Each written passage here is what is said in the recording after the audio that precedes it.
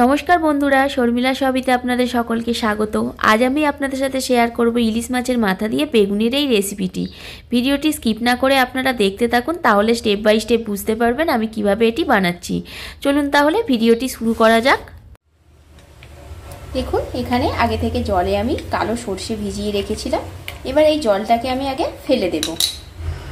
দেখুন, জলটা ফেলে দিয়েছি। এবার এই ভেজানো সর্ষেগুলো আমি এই মিক্সার জারের মধ্যে দিয়ে দেবো। আগে থাকতে এইভাবে যদি আপনারা সর্ষে ভিজিয়ে রাখেন 10-5 মিনিটের জন্য, তাহলে কিন্তু সর্ষের যে একটা তিতো ভাব, সেই ভাবটা থাকবে না। সমস্ত সর্ষেটা মিক্সার জারে দিয়ে দিয়েছি। এবার সামান্য একটু নুন আমি এখানে দিয়ে দিচ্ছি, আর দিয়ে দেবো 2টো পাকা লঙ্কা। সামান্য পরিমাণ একটু জল দিয়ে দিলাম। এবার এটাকে একটা মিহি পেস্ট আমি বানিয়ে নেব। ইলিশ মাছের মাথা দিয়ে বেগুন রান্না করার জন্য এখানে আমি বেগুনগুলোকে এইভাবে লম্বা লম্বা সাইজে কেটে নিয়েছি, আর দিয়ে দিয়েছি এখানে 2টো মিডিয়াম সাইজের আলু। আলুগুলো ঠিক এইভাবে আমি খুব সরুও না খুব মোটাও না, এইভাবে কেটে নিয়েছি। কড়া গরম হয়ে গেছে। প্রথমে আমি দিয়ে দেব অল্প একটু সর্ষের তেল। তেল গরম হয়ে গেছে। এবার আমি ইলিশ মাছের মাথাগুলো তেলের মধ্যে দিয়ে দেব।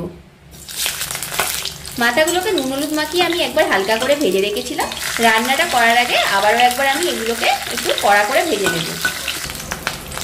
কড়া করে ভাজা হয়ে গেছে। এবার মাথাগুলোকে আমি তেল থেকে তুলে নেব।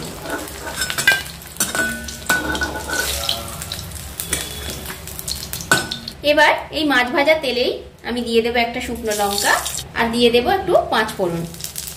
একটু মোটা মোটা করে একটা পেঁয়াজ কুচিয়ে এখানে দিয়ে দিলাম।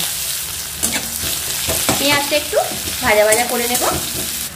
দেখুন, পেঁয়াজটা একটু ভাজা ভাজা হয়ে গেছে। এবার আমি দিয়ে দেব কেটে রাখা আলুগুলো। আলু আর পেঁয়াজ একটু ভালো করে আগে ভেজে নেব। আলু আর পেঁয়াজ একটু ভাজা হয়ে যাওয়ার পর দিয়ে দিলাম বেগুন। আপনারা চেষ্টা করবেন এইরকম সরু সরু বেগুন বাজার থেকে কেনার।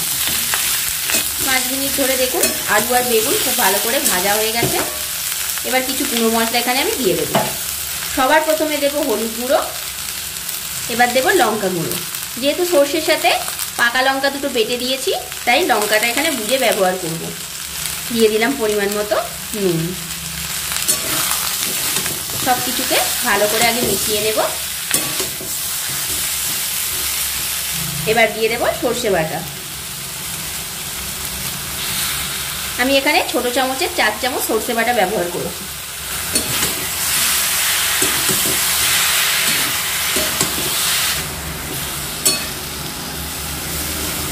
সমস্ত কিছু ভালো করে মিশিয়ে নিয়েছি। এবার আমি দিয়ে দেবো এতে পরিমাণ মতো জল।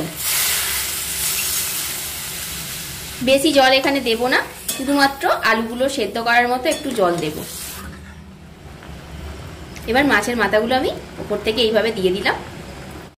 মাছের মাথাগুলো দেওয়ার পর দেখুন ভালো করে একটু নাড়াচাড়া করে নিচ্ছি, আর খুব ভালো করে মাছের মাথাটা মিশিয়ে নিচ্ছি গ্রেভিটার সাথে। এবার আমি এটাকে 10 মিনিটের জন্য ঢাকা দিয়ে দিলাম। 10 মিনিট পর এবার আমি ঢাকনাটা খুললাম। দেখুন, জল অনেকটা শুকনো হয়ে গেছে, আর আলু বেগুন খুব ভালোভাবে সেদ্ধ হয়ে গেছে। এই দেখুন, আলুও সেদ্ধ হয়ে গেছে, আর বেগুনও খুব ভালোভাবে সেদ্ধ হয়ে গেছে। এবার এই মাছের মাথাটাকে আমি একটু ভেঙে দেব। এইভাবে মাছের মাথাগুলোকে আমি একটু ভেঙে দেব। একদম গুঁড়ো গুঁড়ো করে নেব না, তাহলে গলায় কাঁটা ফুটে যাওয়ার সম্ভাবনা থাকতে পারে। দেখুন, ইলিশ মাছের মাথা দিয়ে বেগুনের এই রেসিপিটি পুরোপুরি রেডি। এবার এটাকে আমি নামিয়ে নেব।